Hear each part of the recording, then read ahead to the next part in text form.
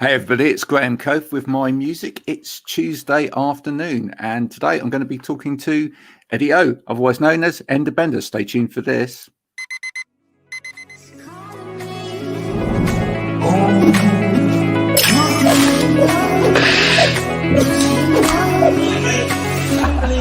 I need to get going, Mel. See you later.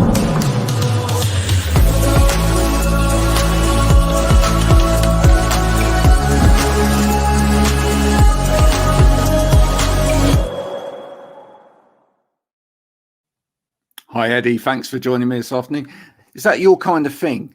That kind of tech, that we saw there? Yeah. Well, the sound, the sound's pretty cool, isn't it? I mean, but tech gadgets as well. Do you like tech gadgets? Yeah, you know what? I never been very techie. By default, I've become more tech oriented since I started getting more on the production side of things. Before I was a musician, I was a lazy singer. So I always relied on producers and guitar players to come in and to take care of all the production angle. I just want to write, sing, and get crazy on stage. So it's not until maybe a couple years ago that I set up my studio where I was like, okay, so now, yeah, I love techie stuff now. I can talk to you about plugins and MIDI and interfaces and all that nerdy stuff. It sounds, when we were talking just before, it sounds like you had a very similar experience to me in terms of your music background. In that, I got into a band when I was 21. We were growing a following. It was all going particularly well. Then we got signed to a record label, Yeah. and the contract though got held up in the solicitor's office, and whilst it was being delayed, and it was the process was dragging on, we all ended up going, oh damn, we're not going to do this because it just knocks it out of you, right? And you had a similar experience. Well, yeah, like I was telling you, I had been growing up in LA and living in LA. Music, literally the capital of music, especially. I mean, now music is really decentralized, you know, with the way things are now. You could do music anywhere. For instance, some cave in Rome, and I could put it out there. But it wasn't like that before, right? So growing up and living in the capital of the world, being Los Angeles, um, my backyard was the coolest clubs. We had all the musicians from all over the world. Literally, I was meeting guys, awesome musicians, coming to LA, just hoping to live it. Get a little bit of that.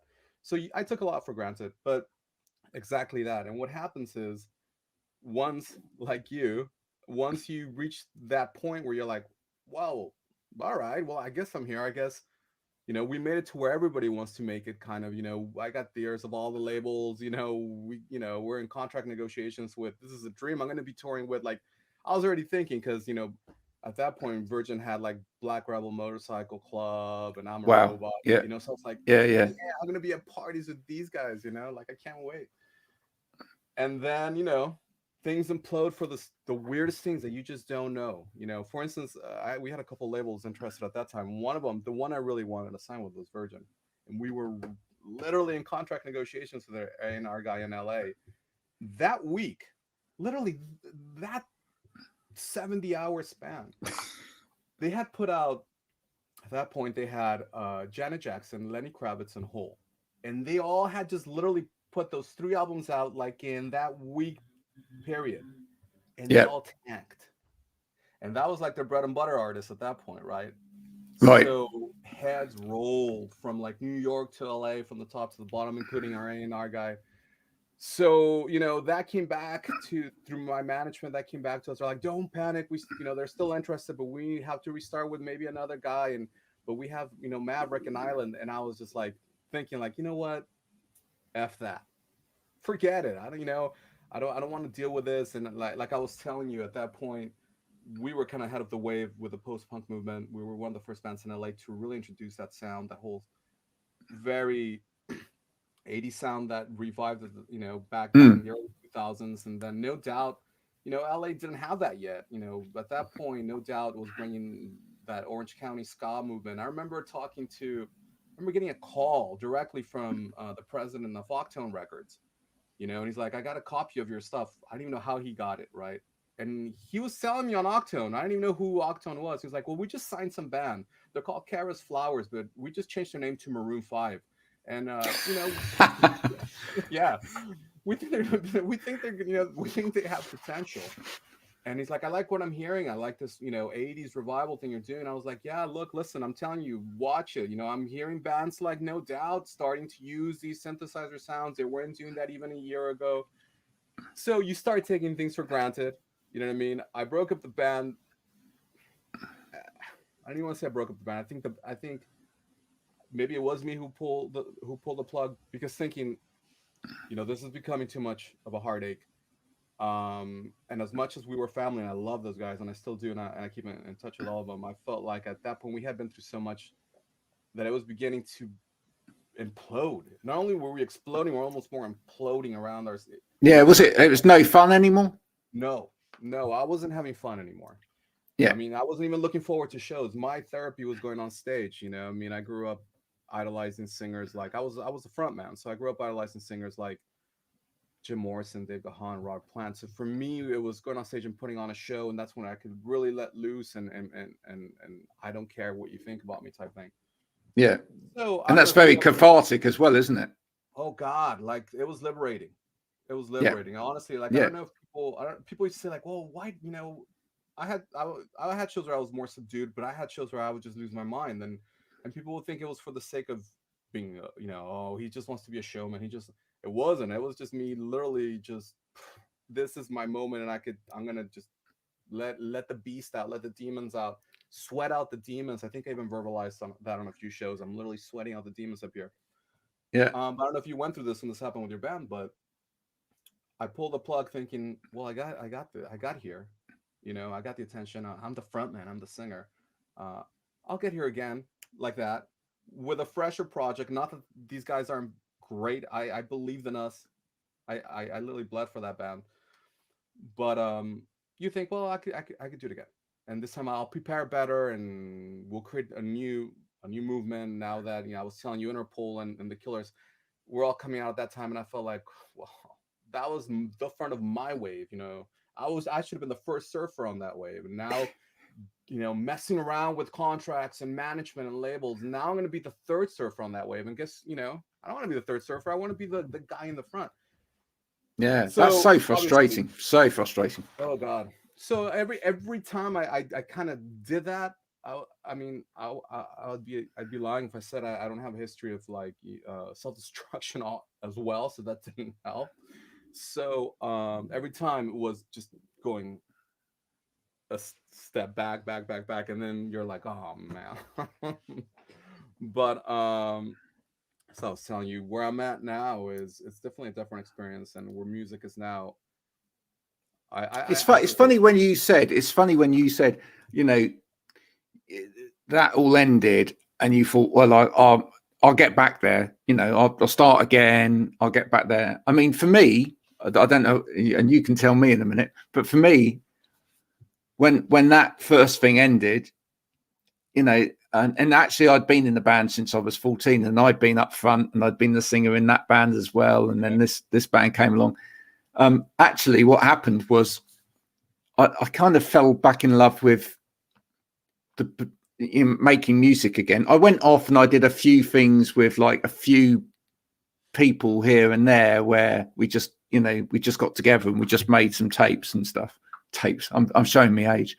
But then when I finally got around to doing something again, it actually was completely different, because by then I was into, actually, I'd written some songs and I didn't hear my voice singing those songs. So I went looking for a female singer, a singer to sing it, Okay. and I actually took a more production based backseat.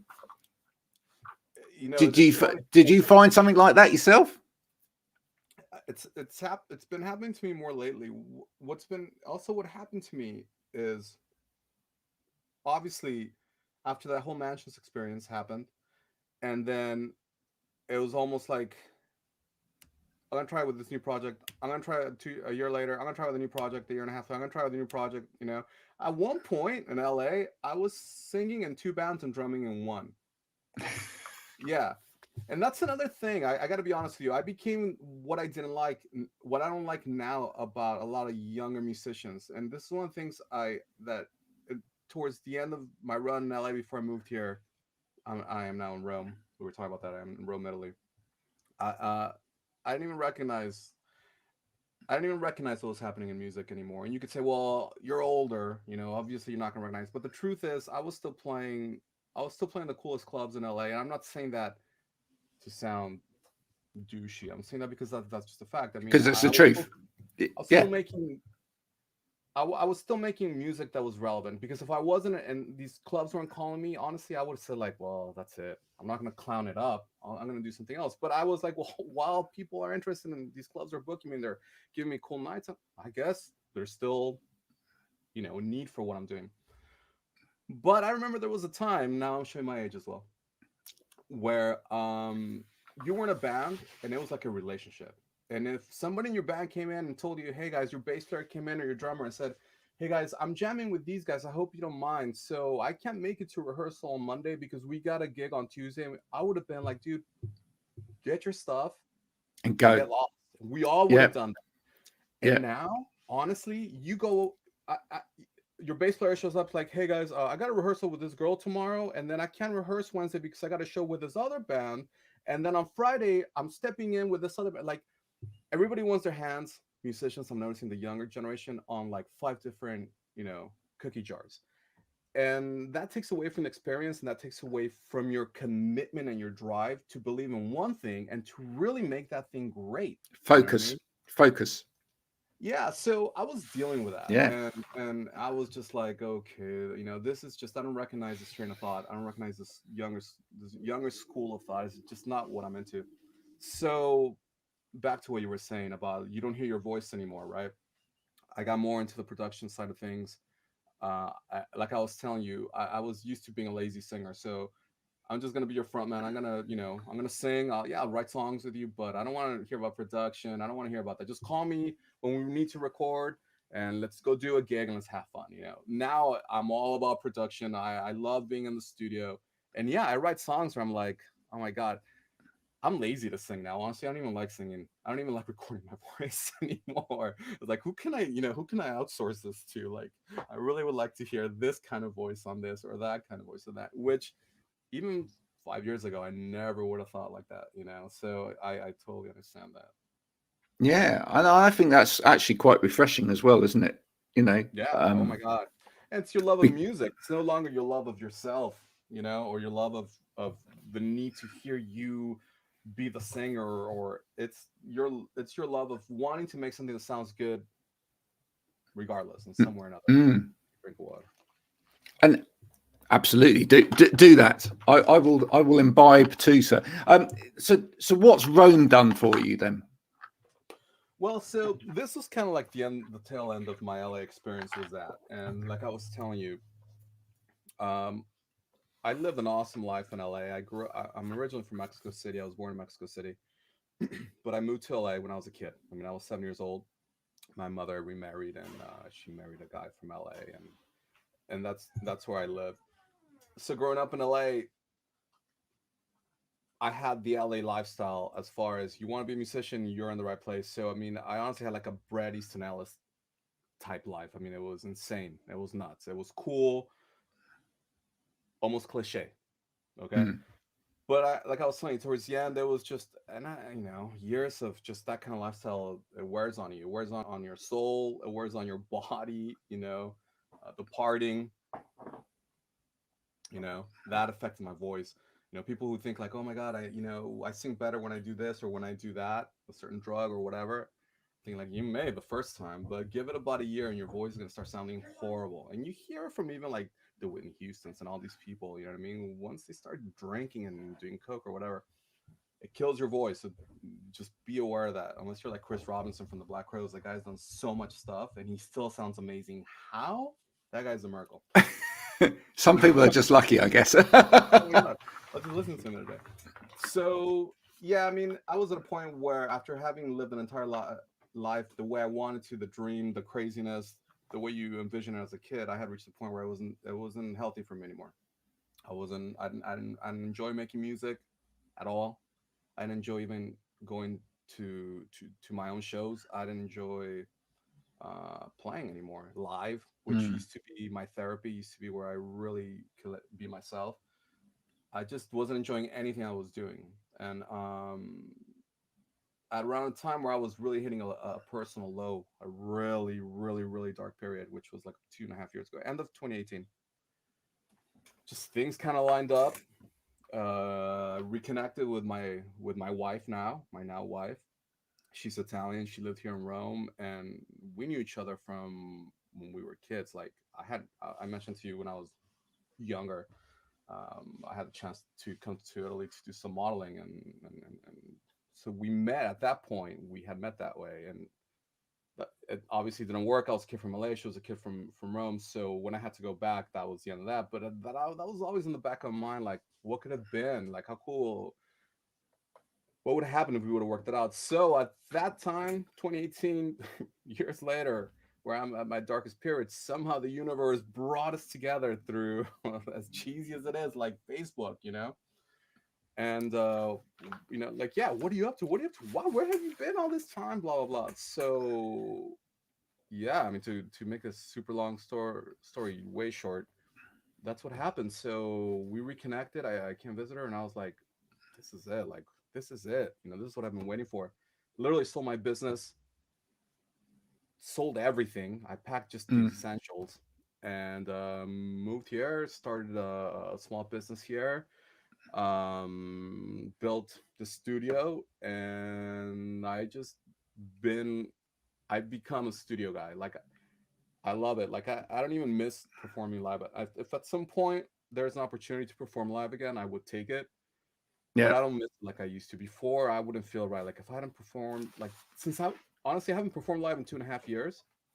That's the longest I've gone since I started performing live when I was 18. Mind you, you're not the only person at the moment. Yeah, yeah, exactly. Well, the pandemic helped to in my development, more producer, and I was telling you now I'm composing music for films. So it all happened. It's horrible because this pandemic thing has been super hard on the world, right? It's been a dark phase in human history, but for me it's actually been super fruitful. And it's thanks to this pandemic that I locked myself up in the studio and started developing my chops as a producer and as a film composer, and now Hey, I'm doing that. do you know what? It's a dreadful thing to say, but it's been exactly the same for me. So I I totally get it. Had this pandemic not come along, I wouldn't be talking to you now. I would be out on the motorway somewhere, having just visited someone, and then I'd be sitting there writing a report for 2 or 3 hours. I mean, things happen, Yeah, and sometimes I don't know whether they happen for a reason or not. You'd say, yeah, some people say yes they do, some people, but you can take whatever is happening, and you can choose which way you go with it as well. absolutely. I mean, yeah, free will, and free will at its at its brightest. Um, yeah, I agree. I mean, one of the things that actually also really gotten into these last couple of years, especially this last year since the pandemic started, is meditating. So everything, and I've been studying a lot on that. So like what you were saying, I don't know if things happen or not for a reason. I believe that they do, but also, like you, exactly like you just said. I mean, you're pretty, to sound cliche for the time, you are the architect of your life. You are paving your road. You know, you just have to have a clear mind and pay attention to what you're doing and what you choose. And a lot of Mm. times we don't, including myself, most of my life, because you're so distracted with the mundane and with what you think you want when usually is. It's not what you Yeah. want. And you're living in Rome now. I mean, I assume over there it's been the same as it's been over here, which is that as the cars stopped, as people stopped traveling quite so much and everything, the countryside and the beauty and everything that was outside came alive in an even bigger way. Has that been in as much as, you know, I mean, compared with LA, has that beauty that's surrounding you there, has that really influenced you as well? Oh God. It cracks me up because like before I used to live in a part of LA called Eagle Rock, which is kind of like the trendy neighborhood now, which I love, by the way. It was cool. I'm glad I lived there. But for me, going to play tennis meant like hopping in my car and driving past like McDonald's, Burger King, Wendy's, CVS, all these, you know. Now when I go play tennis, it's like a 20-minute drive. But I literally have countryside. I'm like in the outskirts. I'm in Rome, but it's the outskirts of Rome. And I play in this little town called Sutri. Mm, So countryside. And when I get to this little town, I'm met by an old Roman amphitheater on the left, you know, a medieval town with a medieval wall and the medieval architecture on the right. It's, it doesn't compare, man. It's just it doesn't compare. Everything here looks like a film set. It's you know, it's fantastic and it's yeah, inspiring for sure. Yeah.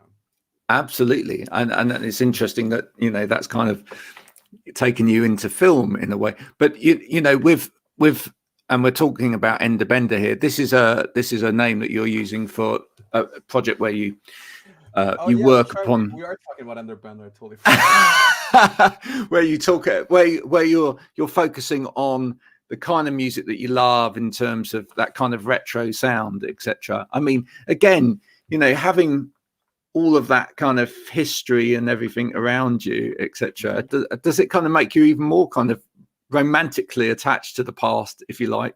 Well, I mean, I'm sure you know this. You know, being musicians, especially being singers. I mean, we're always in this romantic frame of mind. Like we romanticize. Our nature is to romanticize even the most grotesque moments of our lives. You know what I mean? Like we'll somehow make it sound cool, even though it was the furthest thing from it, right? But now, Yeah. actually living in a place like this with a completely different energy, surrounding myself with different people, you know, with different habits, actually just normal people habits, not, you know, I'm not hanging out with the LA folk, which aren't even LA folk, because like I'm gonna say like 70% of the people I knew from LA weren't even from LA, you know, they were from Pseudo other LA. of the world. Yeah. Yeah. It's if it was easy for me to romanticize things before, now it's effortless. They kind of just romanticize themselves in this environment. So yeah, that's it's really facilitated what Ender Bender. My Mm, idea for Ender Bender when I got here was free of LA. Like I even write that in my bio, free of scenesters. It's just a different energy. It's just about the music. Who hear obviously I hope people hear it, you know. And now I'm in a position to actually place it in films and stuff, so that's been awesome. But in the end, it's for mm. the sake of the music. It's no longer for the sake like, wow, my God, I need to be a rock star tonight. I can't wait to perform this, and I hope you know people show up to my show. Now it's just like here's some cool stuff that I'm digging on, and hopefully it makes it makes people happy the way it made me happy, and the way I get happy when I hear other people's stuff that I find cool. I mean, Yeah. I have an addictive personality by nature, and my first addiction was music when I was a kid. Like I was literally addicted to music, and then obviously as you grow up, you live the lifestyle. Well, of yours, two different things. But I'm back to that. Like my addiction, Yeah. like I work on music all day here, and then when I'm not, I'm like in the house listening to music, and I'm in the shower listening to music. It's even my wife's like, man, like, don't you get tired? Don't Doesn't your head explode? Like, no, I I can actually feel my brain rearranging, you know? I So yeah, I get that. Um, I've come to appreciate the fact that other people don't necessarily appreciate music or listen to music in the same way, so it's fine. you have to. My wife likes to listen to her pop music, Hmm. um, and she likes to listen to it in short bursts. And to her, it's it's a bit of a little bit of entertainment, normally to do with something else in the meantime. But for me, it's just an all expansive opportunity. So it, you know, and whenever I hear anything different, I'm like, wow, I haven't heard anything like that before. And that to me is, you know, that's always a blessing. So yeah, it could just go on forever. You know, if I, the worst thing ever for me would be to own a record store, because I'd never sell anything. I just literally be Yeah. sat there listening to it go, I have to keep that. But in terms of if people are downloading Enderbender now, what are they hearing? Give us a little idea So of I've always, what how would you describe it? I've always, I've always carried with me a very 80s influence sound. Even when we were talking about the Mansions earlier, which was the band that really, got a really good peak.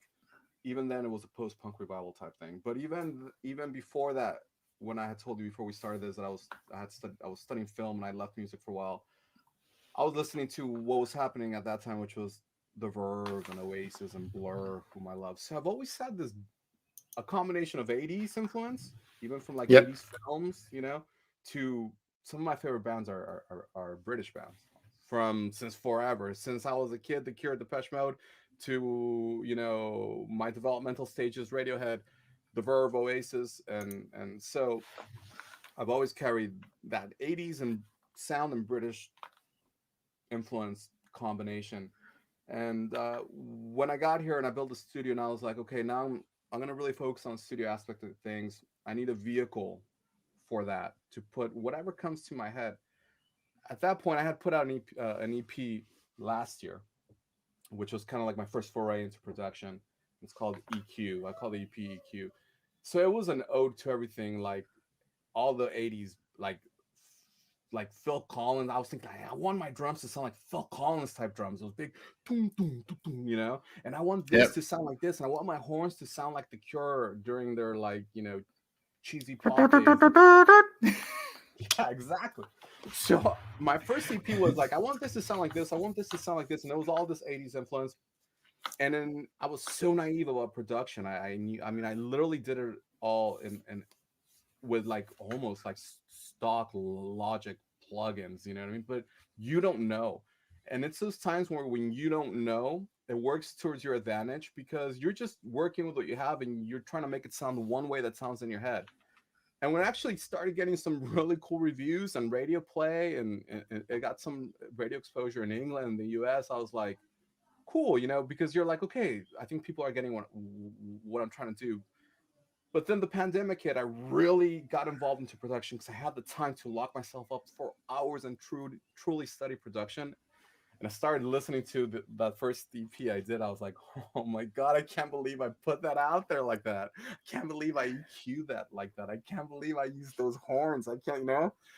And but that's part of I put this out, and now I'm sure like in a year I'm gonna be like, oh my God, I can't believe I didn't do this or I didn't do that. So I started working during the pandemic on what you're hearing now and the EP that's about to come out, which is New Era. And the new single, which is what you heard, is called Have a Good Time. At that point, it was pandemic central here in Italy. We were along with you guys, we were like after China, it was Italy and England that just got Blitz. bombarded, Yeah. devastated. Yeah. Yeah. And we don't know much about it yet, right? And people are just dying. So it was a weird, I mean, still super weird, but those were some really dark moments, especially on this side of the world, because we were, Mm. aside from China, it was us, England and Italy that really, and then Spain, then France. So I needed an escape, which was here, my studio, lock myself up. And I just started listening to a lot of retrowave bands. For some reason, I almost became obsessed with this new retrowave movement, and I was telling you, bands like Gunship and LeBrock and Ace Marino and the Midnight, and because it reminded me of all the other stuff I loved, and it was around this along the same lines of what I would want to do with this. But one thing I noticed is their production is impeccable. So it really pushed me. So this EP is me being influenced by that and me pushing myself to be a better producer. And Yeah. it was around that time that I also started messing around composing film cues, and which led to some work here in Italy, which led to me hooking up with, of all things. I moved to Italy to truly start working as a musician with clients from LA. Okay, that to me is like irony at its best. I left LA, I moved to the other side of the world, only to really start working as a musician back with people from LA. But yeah, it's a little bit of everything. So it was retro wave with cinematic elements that I was beginning to incorporate because that's kind of work I wanted to do. And yeah, that's kind of what this upcoming EP is about. That's brilliant. And so what for the future for you, do you think?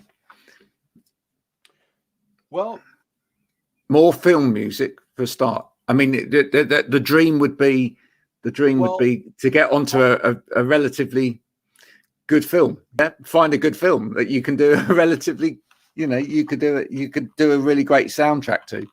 I'll be honest with you, and this is not to sound cheesy, okay?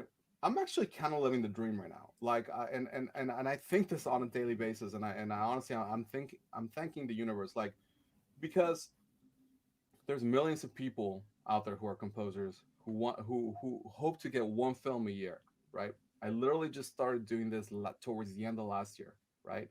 I've already worked like on 7 films, and two of those, Wow. one of them I was the sole composer, and the other one I co-composed with my good friend Chris Cano, and I did the chunk of that, and that guy's brilliant. He's like my mentor.